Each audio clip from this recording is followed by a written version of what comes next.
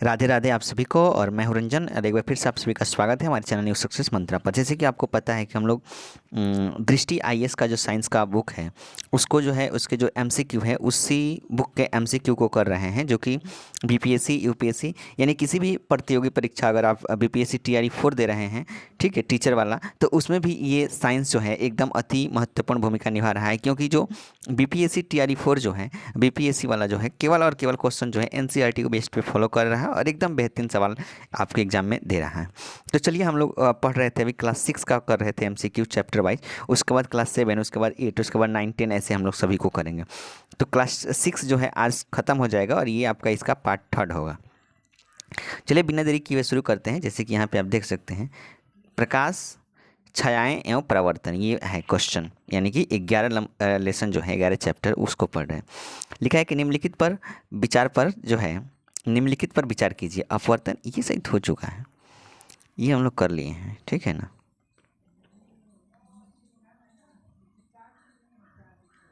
यहाँ से पढ़ना था, बिल्कुल सही बात है। उसको हम लोग कर लिए हैं, नेक्स्ट पार्ट 2 में कर लिए हैं, ठीक है।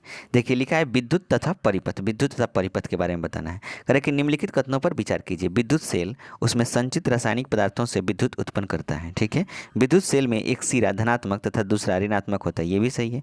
विद्युत स्विच का उपयोग विद्युत धारा के प्रवाह को रोकने या प्रारंभ करने के लिए किया जाता है, ये भी सही है। पूछा क्या है यहाँ पे, पूछा जो है कि उपयुक्त कथन में से कौन सा सही है, पूछा है। तो कौन सा सही है, तो विद्युत सेल जो है उसमें संचित रासायनिक पदार्थ से विद्युत उत्पन्न होता है, बिल्कुल सही है। कोई भी विद्युत सेल होता है तो विद्युत सेल में जो है उसमें संचित जो होता है वो रासायनिक ऊर्जा होता है और उससे विद्युत उत्पन्न किया जाता है, ये बात बिल्कुल सही है। तो एक भी सही है। और विद्युत सेल जो होता है उसमें एक धनात्मक सिरा, दूसरा ऋणात्मक, ये भी सही है। और स्विच का उपयोग हम लोग विद्युत धारा के प्रवाह को रोकने या प्रारंभ करने के लिए किया जाता है, ये भी सही है। यानी 1, 2, 3 तीनों सही है। तो ऑप्शन डी जो है इस सवाल का सही आंसर होगा। 1, 2, 3 तीनों सही है, आपसे पूछा ही है तीनों। चलिए आगे है कि निम्नलिखित पर विचार कीजिए। पहला है थर्मोकोल, दूसरा मानव शरीर, वायु, एल्युमिनियम की पत्ती। उपयुक्त कथनों में से कौन से विद्युत चालक का उदाहरण है, यानी कि कौन सा विद्युत चालक का उदाहरण है, किससे विद्युत धारा प्रवाहित हो सकती है, ये बात आपको बताना है। विद्युत धारा प्रवाहित हो सकती है, उसे ही क्या कहते हैं, विद्युत चालक कहते हैं। सबसे पहले विद्युत चालक समझ में आ गया कि जिससे विद्युत धारा, जिस पदार्थ से, याद रखिएगा, जिस पदार्थ से विद्युत धारा प्रवाहित हो सके, जिस पदार्थ से विद्युत धारा प्रवाहित होता है, विद्युत धारा प्रवाहित होता है, उसे विद्युत चालक कहते हैं। विद्युत चालक क्या है, तो जिससे विद्युत धारा प्रवाहित होता है उसे विद्युत चालक कहते हैं। और जिससे विद्युत धारा प्रवाहित नहीं होता है उसे कुचालक कहते हैं। बात समझ में आ गया ना। चलिए यहाँ पे पूछा है कि विद्युत चालक यानी जिससे विद्युत धारा प्रवाहित हो सकता है। तो देखिए यहाँ पे थर्मोकोल है, थर्मोकोल, ये थर्मोकोल जो है इससे विद्युत धारा प्रवाहित नहीं होता है। थर्मोकोल प्लास्टिक का, प्लास्टिक से विद्युत धारा थोड़ी प्रवाहित होगा, ये नहीं होगा। यहाँ पे एक और दिया है वायु, वायु जो है, वायु से विद्युत धारा थोड़ी प्रवाहित होता है, वायु भी यहाँ पे जो है ये नहीं होगा, वायु से नहीं होता है। मानव शरीर, मानव शरीर में देखेंगे कि आप विद्युत धारा प्रवाहित होता है, तो बिल्कुल होता है। आप हाथ से किसी जो है वायर को टच करते हैं तो बिजली जो है तुरंत आपके पूरे शरीर में, बॉडी में जो है प्रवाहित हो जाती है, मतलब बिजली पूरा प्रवाहित हो जाती है। तो इस तरीके से ये आंसर सही हो सकता है। और दूसरा है एल्युमिनियम की पत्ती, तो बिल्कुल एल्युमिनियम की पत्ती से भी जो है विद्युत धारा प्रवाहित होती है। तो पूछा है कि विद्युत चालक का उदाहरण है, कौन विद्युत चालक का उदाहरण है, तो विद्युत चालक का उदाहरण वही है जिससे विद्युत धारा प्रवाहित होती है। तो इसका जो सही आंसर होगा 3 और 4, यानी कि मानव शरीर और एल्युमिनियम की पत्ती, ये दोनों से विद्युत धारा प्रवाहित होती है। तो ऑप्शन सी जो है इस सवाल का बिल्कुल सही आंसर होगा, केवल 3 और 4। बात समझ में आ गया। चलिए नेक्स्ट क्वेश्चन की तरफ चलते हैं। नेक्स्ट क्वेश्चन है कि विद्युत चालक तथा विद्युत रोधक से संबंधित कथन है, विद्युत चालक तथा विद्युत रोधक से संबंधित कथन है। अब बताइए, जो पदार्थ विद्युत धारा का प्रवाहित होने देता है वे विद्युत चालक होता है, बात तो सही है। तथा जो पदार्थ विद्युत धारा का प्रवाह मंद कर देता है उसे विद्युत रोधक कहते हैं, ये भी बात सही है। यानी कि विद्युत रोधक क्या है, जो विद्युत धारा के प्रवाह को रोकता है, जो विद्युत धारा के प्रवाह को रोकता है उसे क्या कहते हैं, विद्युत रोधक कहते हैं। आगे है कि जिस पदार्थ में विद्युत धारा प्रवाहित होता है उसे विद्युत चालक कहते हैं, तथा जिस पदार्थ में विद्युत धारा प्रवाहित नहीं होता है उसे विद्युत रोधक कहते हैं, ये भी सही लग रहा है। आगे है कि सी में जिसमें विद्युत धारा प्रवाहित नहीं हो सकती उसे विद्युत चालक कहते हैं। नहीं, विद्युत धारा प्रवाहित होती है उसे विद्युत चालक कहते हैं, इसका मतलब ये गलत है, ठीक है, ये गलत है। और ए और बी दोनों, तो यहाँ पे दिया है कौन से दिया है ना, ध्यान से देखिए, ये बोला है ये बोला है कि विद्युत चालक तथा विद्युत रोधक में संबंधित कथन है, तो आपसे पूछा है कौन सा कथन सही होगा, ये आपको बताना है। तो ये डी तो नहीं होगा, क्योंकि विद्युत धारा प्रवाहित नहीं होता है, नहीं हो सकता, उसे विद्युत चालक थोड़ी कहते हैं। जैसे विद्युत धारा प्रवाहित होता है उसे विद्युत चालक कहते हैं, यानी कि ऑप्शन नंबर सी जो है गलत है। तो ए हो सकता है, बी भी हो सकता है। डी में जो दिया है कि ए और बी दोनों, तो इसका सही आंसर यही होगा, 3 का डी आंसर सही होगा। ए और बी ये दोनों सही आंसर होगा। चलिए नेक्स्ट क्वेश्चन की तरफ चलते हैं।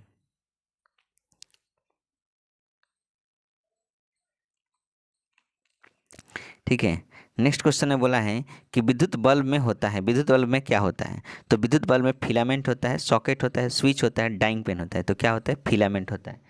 विद्युत बल्ब में जो है फिलामेंट होता है, तो 4 का सही आंसर होगा। विद्युत बल्ब में एक फिलामेंट होता है जो इसके टर्मिनलों से जुड़ा होता है, और विद्युत धारा प्रवाहित करने पर यह फिलामेंट दीप्त हो उठता है।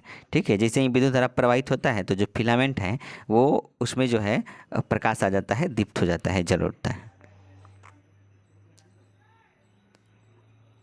आगे देखिए, आगे बोला है कि निम्नलिखित कथनों पर विचार कीजिए। बंद विद्युत परिपथ में विद्युत धारा विद्युत सेल के एक टर्मिनल से दूसरे टर्मिनल तक प्रवाहित होता है। बंद विद्युत परिपथ में, ठीक है, विद्युत धारा बंद विद्युत परिपथ में, यानी जो बंद होता है विद्युत परिपथ, उसमें विद्युत धारा विद्युत सेल के एक टर्मिनल से दूसरे टर्मिनल तक प्रवाहित होती है। स्विच एक जटिल युक्ति है जिससे विद्युत धारा के प्रवाह को कम या अधिक किया जा सकता है। स्विच से विद्युत धारा के प्रवाह को कम या अधिक नहीं कर सकते हैं, ये जो कथन है ये गलत लग रहा है। स्विच से क्या होता है कि विद्युत धारा प्रवाहित किया जा सकता है या फिर विद्युत धारा प्रवाहित नहीं किया जा सकता है।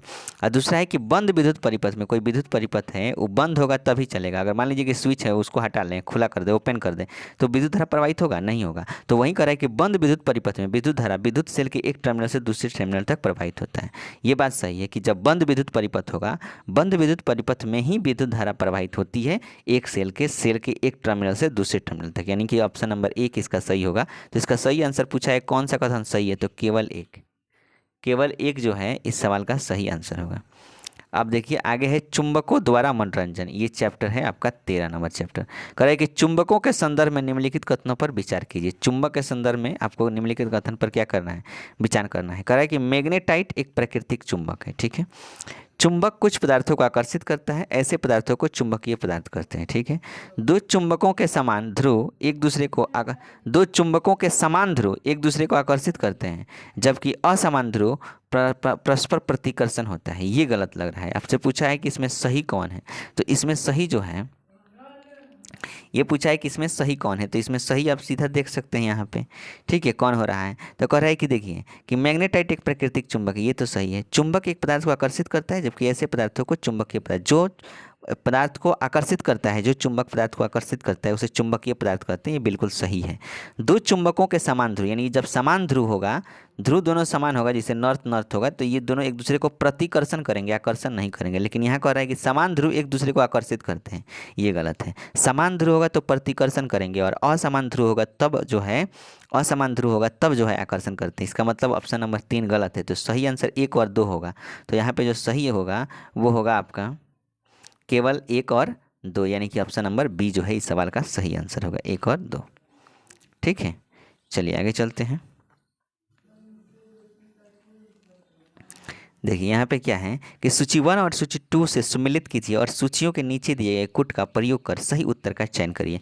इसमें आपको मिलान करना है और सही उत्तर का चयन करना है। तो बोला है चुंबकीय, मैग्नेस मैग्नेटाइट, अचुंबकीय, मिट्टी, कोबाल्ट, प्राकृतिक चुंबक, यूनान। अब आपको बताना है कि इसमें कौन सा चुंबक है, सबको क्या करना है, बारी बारी से मिलाना है। ठीक है, तो देखिए सबसे पहले आप क्या करेंगे कि मिलाएंगे। इसमें आपको चुंबक से मिलाना है। चुंबक जो है ये क्या है, तो चुंबक जो होता है ये चुंबकीय पदार्थ कौन सा हो सकता है, तो मिट्टी चुंबकीय थोड़ी होगा, कुछ मिट्टी चुंबकीय थोड़ी होगा। चुंबकीय जो होगा वो कोबाल्ट होता है, कोबाल्ट, ये चुंबकीय हो सकता है। ठीक है, उसके बाद है मैग्नेटिक, अभी पढ़े ऊपर, मैग्नेटाइट एक प्राकृतिक चुंबक है। ठीक है, मैग्नेटाइट जो है, सॉरी रुकिए, ये तो हो गया आपका, अरे यार, देखिए चुंबकीय आपका कोबाल्ट हो गया। उसके बाद हो गया अचुंबकीय। अचुंबकीय क्या होगा, मिट्टी होगा, यानी कि मिट्टी थोड़ी चुंबकीय होगा, नहीं होगा। उसके बाद है कि मैग्नेस, और ये आपका हो जाएगा मैग्नेटाइट। तो मैग्नेटाइट क्या हो जाएगा, मैग्नेटाइट अभी पढ़े हैं कि प्राकृतिक चुंबक है, और मैग्नेस क्या हो जाएगा, यूनान से है। ठीक है, मैग्नेस जो है यूनान से है। तो इस तरीके से पहला का हो जाएगा 2, दूसरा का हो जाएगा 4, तीसरा का हो जाएगा 3, और चौथा डी का हो जाएगा 1। 2 4 3 1, 2 4 3 1, ऑप्शन नंबर ए बिल्कुल सही आंसर है। ठीक है, तो इसका सही आंसर क्या होगा, ए हो जाएगा। आगे देखिए,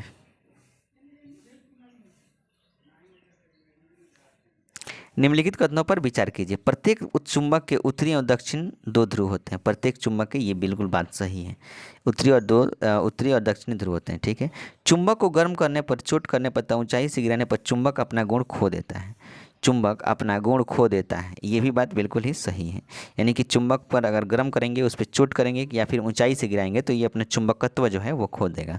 स्वतंत्रतापूर्वक लटकाने पर चुंबक सदैव उत्तर दक्षिण दिशा में आकर रुकता है, ये भी बात सही है।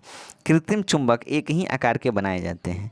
कृत्रिम चुंबक एक ही आकार के बनाए जाते हैं, ये गलत है। कृत्रिम चुंबक एक ही आकार के नहीं बना सकते, अलग अलग आकार दे सकते हैं, तो ये गलत कह रहा है। यानी कि इसका सही आंसर 1 2 3 ये हो जाएगा। 1 2 3 तीनों सही है। तो ऑप्शन नंबर ए में है 1 और 4, ये नहीं होगा। बी में है कि केवल 2 और 3, ये भी नहीं होगा। ठीक है, सी में है कि 1 2 3, यानी कि ऑप्शन नंबर सी बिल्कुल सही होगा। ये कृत्रिम चुंबक एक ही आकार के बनाए जा सकते हैं, ये गलत बात है। ये तो है कि चुंबक को अगर कहीं भी लटकाएंगे तो वो हमेशा उत्तर दक्षिण दिशा में लटकेगा। चुंबक को जब भी गर्म करते हैं, चोट पहुंचाते हैं या फिर ऊंचाई से गिराते हैं तो ये अपना चुंबक का गुण खो देता है, यही बात सही है। प्रत्येक चुंबक के उत्तर तथा दक्षिणी 2 ध्रुव होते हैं, ये भी बात सही है। उसके 2 ध्रुव होते हैं, उत्तरी और दक्षिणी ध्रुव। ठीक है, चलिए अब आगे बढ़ते हैं। इसमें है जल। जल अब आ गया। जल को देखिए, कह रहा है कि निम्नलिखित पर विचार कीजिए। वाष्पन, वाष्पोत्सर्जन, संघनन। उपयुक्त में से किन कारण या कारणों से बर्फ युक्त जल से भरे गिलास की बाहरी सतह पर जल की छोटी छोटी बूंदें एकत्रित हो जाती हैं। तो देखिए, कोई भी आप देखे होंगे कि पानी भर रहे होंगे, ठीक है, बर्फ युक्त मतलब ये पानी से भर रहे हैं और इसमें बर्फ युक्त जल है, माने बर्फ से भरा हुआ है। तो देखेंगे कि जो बाहरी सतह है ना गिलास का, इस पर पानी का बूंद, छोटा छोटा पानी का बूंद आ जाता है। ये किसकी वजह से होता है, तो इसका एक ही वजह है, वो है संघनन। याद रखिएगा, वो है संघनन। संघनन की वजह से जो बाहरी सतह पर जल की छोटी बूंदें एकत्रित हो जाती है। तो सही आंसर केवल और केवल सी होगा। इसके बारे में अगर व्याख्या देखेंगे तो यहाँ पे देख लीजिए, व्याख्या में लिखा है कि जलवाष्प के द्रव अवस्था में परिवर्तित होने की प्रक्रिया को संघनन कहते हैं। कोई भी जलवाष्प है, अगर वो द्रव अवस्था में हो जाता है, परिवर्तित हो जाता है, तो उसे हम लोग संघनन कहते हैं। बर्फ युक्त जल से भरे गिलास की बाहरी सतह पर, बर्फ युक्त जल से भरे गिलास की बाहरी सतह पर जल की छोटी बूंदें संघनन के कारण एकत्र हो जाती हैं।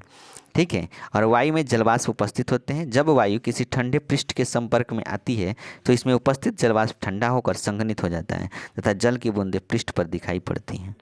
ठीक है, वाष्पन और वाष्पोत्सर्जन दोनों से जल द्रव से वाष्प अवस्था में बदल जाते हैं। यानी कि वाष्पन और वाष्पोत्सर्जन, ये दोनों प्रक्रिया से जो जल है वो द्रव से वाष्प अवस्था में बदला जाता है। यानी कि जल जो है द्रव के रूप में है, द्रव से अगर वाष्प में बदलना है तो वो किस प्रक्रिया से बदलता है, तो वाष्पन या वाष्पोत्सर्जन से। द्रव से अगर वाष्प में बदलना है तो किस प्रक्रिया द्वारा बदलता है, तो ये आपका वाष्पन और वाष्पोत्सर्जन की प्रक्रिया द्वारा। आगे है कि जल चक्र के संदर्भ में निम्नलिखित कथनों पर विचार कीजिए। वायु में जल वाष्पन तथा संघनन के प्रक्रमों द्वारा प्रवेश करता है। वायु में जो है जल वो वाष्पन द्वारा, संघनन के प्रक्रम द्वारा, संघनन द्वारा और वाष्पन द्वारा, ठीक है, प्रवेश करता है। जल को पृथ्वी के पृष्ठ पर पुनः वापस लाने में वाष्पोत्सर्जन प्रक्रम की महत्वपूर्ण भूमिका। बताइए, जल जो वाष्पोत्सर्जन के माध्यम से ऊपर चला गया, फिर नीचे लाना है, उस जल को पुनः वापस लाना है, तो वाष्पोत्सर्जन काम करेगा, नहीं तो सरासर गलत है, तो हो ही नहीं सकता है। वायु में प्रविष्ट जल से बादल बनते हैं। वायु में जो जल होता है उससे बादल बनते हैं, और वर्षा, ओले तथा हिम के रूप में जल पुनः धरती पर वापस आते हैं। बिल्कुल, जो जल आता है नीचे वो वर्षा के रूप में आता है, ओले के रूप में आता है, फिर बर्फ के रूप में जो है बदल के हिम के रूप में वो धरती पर आता है, ये सही है। और ये कह रहा है कि एक में वायु में जल वाष्पन तथा संघनन के प्रक्रमों द्वारा प्रवेश, नहीं, ये गलत है, संघनन द्वारा नहीं प्रवेश करता है। ठीक है, ये गलत है। तो इसका सही आंसर केवल 3 होगा। तो ऑप्शन नंबर सी जो है इस सवाल का बिल्कुल ही सही आंसर होगा, 2 का सी। ठीक है, चलिए अब आगे यहाँ पे लिखा है कि निम्नलिखित कथनों पर विचार कीजिए। वर्षा का जल एकत्र करने को वर्षा जल संग्रहण कहा जाता है, ये बात सही है। समुद्र और महासागरों के जल में बहुत से लवण घुले होते हैं जिससे जल खड़ा होता है तथा पीने योग्य नहीं होता है, ये भी बात क्या है, ये भी बात नहीं होता है, तो ये भी बात सही है। तो कह रहा है कि उपयुक्त में से कौन कथन सत्य नहीं है। अरे सत्य तो ये दोनों है, पूछा है कौन सत्य नहीं है, इसका मतलब इनमें से कोई सत्य नहीं है। तो इसका सही आंसर ऑप्शन नंबर डी होगा। ये दोनों कथन सही है, लेकिन आंसर कह रहा है कौन कथन सत्य नहीं है, तो इनमें से कोई नहीं, क्योंकि ये दोनों सत्य है, सत्य नहीं है पूछा है, तो ऑप्शन डी होगा। ठीक है, चलिए आगे देखिए। Rime of the ancient mariner कविता के रचयिता कौन है। तो rime of the ancient mariner कविता के रचयिता हैं एस.टी. कोलरिज। एस.टी. कोलरिज है। ठीक है, आगे देखिए। हमारे चारों ओर वायु, वायु जो है अनेक गैसों का मिश्रण है, बात तो सही है। इस मिश्रण के मुख्य अवयवों के संदर्भ में निम्नलिखित कथनों पर विचार कीजिए। निम्नलिखित कथन पर अब क्या करना है, विचार करना है। वायु में ऑक्सीजन और नाइट्रोजन मिलकर वायु का 90% भाग बनाते हैं। यानी कि जो वायु होता है उसमें ऑक्सीजन होते हैं और नाइट्रोजन होते हैं, दोनों मिलकर 99% भाग होते हैं। 99% भाग होते हैं, ये बिल्कुल सही है। शेष 1% भाग में कार्बन डाइऑक्साइड, कुछ अन्य गैस, जलवाष्प तथा धूलकण होते हैं, ये भी बात सही है। तो सिंपल याद रखना है कि जो वायु है, वायु उसमें ऑक्सीजन और नाइट्रोजन ये दोनों मिल के 99% होता है, दोनों मिल के 99% होता है। 1% जो शेष बचता है उसमें CO2 यानी कार्बन डाइऑक्साइड होता है, अन्य गैस होता है, जलवाष्प होता है और धूलकण होता है, ये सभी जो है 1% में आते हैं। तो इस तरीके से इसका सही आंसर जो होगा ऑप्शन नंबर सी हो जाएगा, 1 और 2 दोनों हो जाएगा। ठीक है, 1 और 2 दोनों हो जाएगा। जैसे यहाँ पे आप देख सकते हैं कि वायु जो है अनेक गैसों का मिश्रण होता है, इसमें मुख्यतः नाइट्रोजन, ऑक्सीजन, थोड़ी मात्रा में कार्बन डाइऑक्साइड तथा इससे भी कम मात्रा में अन्य गैसों का मिश्रण होता है। ठीक है, नाइट्रोजन, ऑक्सीजन, कार्बन डाइऑक्साइड तथा इससे भी कम मात्रा में अन्य गैसों का मिश्रण होता है। इस मिश्रण का लगभग 99% भाग ऑक्सीजन, ठीक है, 20.95% और नाइट्रोजन 78.09% से बनता है, जबकि शेष 1% में आर्गन 0.93%, कार्बन डाइऑक्साइड 0.04%, कुछ अन्य गैसें, जलवाष्प तथा धूल के कण होते हैं, ये सभी दिया है। ठीक है, आगे है इस मिश्रण से बनी वायु की जो परत वायु पृथ्वी को घेरे हुए हैं उसे वायुमंडल कहते हैं, और जो वायु से घिरा हुआ है पृथ्वी उसे हम लोग क्या कहते हैं, वायुमंडल कहते हैं। आगे देखिए, आगे बोला है कि निम्नलिखित कथनों पर विचार कीजिए। नेक्स्ट क्वेश्चन है, गतिशील वायु को कौन कहते हैं। बात सही है, वायु जो है स्थान नहीं घेरती है। वायु की वह परत जो पृथ्वी को घेरे हुए उसे वायुमंडल कहते हैं। वायु प्रत्येक स्थान पर मिलती है, इसे देख सकते हैं। इनमें से पूछा है कौन सा कथन सत्य नहीं है, आपसे पूछा है कौन सा कथन इसमें सत्य नहीं है। तो देखिए सिंपल बात है कि गतिशील वायु को पवन कहते हैं, बात सही है। वायु जो है स्थान नहीं घेरती है, यानी कि हवा चल रहा है तो क्या ये स्थान घेर रहा है, नहीं घेर रहा है। तो ये बात जो है, ये वायु जो है स्थान नहीं घेरता है, लेकिन आपको याद रखना है कि वायु जब यहाँ पे चल रहा है तो यहाँ का जो स्थान है उसको कवर किया कि नहीं, वायु कवर किया है, यानी कि वायु स्थान घेरता है। यहाँ पे बोला है नहीं घेरता है, तो ये तो गलत है भाई, ये गलत है, यानी कि दूसरा गलत हो जाएगा, पहला सही दूसरा गलत। तीसरा बोला है कि वायु की वह परत जो पृथ्वी को घेरे उसे वायुमंडल कहते हैं। जो वायु की वह परत जो पृथ्वी को घेरे हुए उसे वायुमंडल कहते हैं, ये बात बिल्कुल सही है, इसमें कोई दिक्कत नहीं है। वायु प्रत्येक स्थान पर मिलती है, इसे देख सकते हैं। वायु को आप प्रत्येक स्थान पे तो मिलती है, यहाँ तक तो ठीक है, लेकिन आप वायु को देख सकते हैं नहीं, अनुभव कर सकते हैं, वायु को देखते नहीं, ये गलत है। यानी कि 2 और 4 गलत है, तो ऑप्शन नंबर डी सही आंसर होगा, केवल 2 और 4। नेक्स्ट देखिए क्वेश्चन नंबर नेक्स्ट, जलीय प्राणी श्वसन के लिए जल में घुली वायु का उपयोग करते हैं, बिल्कुल सही है। जो जल में जीव रहते हैं वो जल में घुले हुए ऑक्सीजन को ही क्या करते हैं, उपयोग करते हैं। वायु जो है नाइट्रोजन, ऑक्सीजन, कार्बन डाइऑक्साइड, जलवाष्प तथा कुछ अन्य गैसों का मिश्रण होता है। अभी ऊपर पढ़े कि नाइट्रोजन और ऑक्सीजन मिल के 99 होता है, उसके बाद कार्बन डाइऑक्साइड होता है, जलवाष्प होता है और कुछ अन्य धूलकण होते हैं। ठीक है, तो ये भी सही है, यानी कि दोनों सही है। और यहाँ पे है जलीय प्राणी और यहाँ पे वायु, तो जल और वायु दोनों अलग अलग चीज़ है ना, तो इसका स्पष्टीकरण नहीं कर रहा है, सही है लेकिन स्पष्टीकरण नहीं कर रहा है, तो ऑप्शन नंबर बी इसका सही आंसर होगा।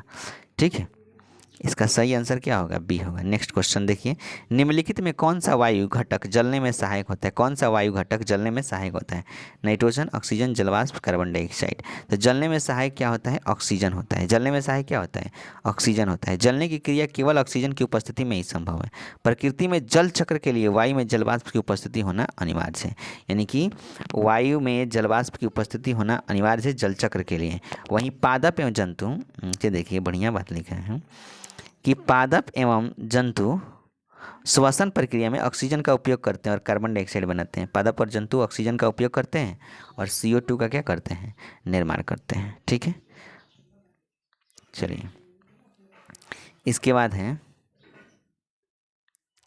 कचरा संग्रहण और निपटान। कह रहा है कि वर्मी कंपोस्टिंग, कृमि पोस्टिंग में लाल केंचुओं का प्रयोग होता है। ठीक है, इन लाल केंचुओं के संदर्भ में निम्नलिखित कथनों पर विचार कीजिए। कह रहा है कि लाल केंचुओं के संदर्भ में निम्नलिखित पर क्या करना है?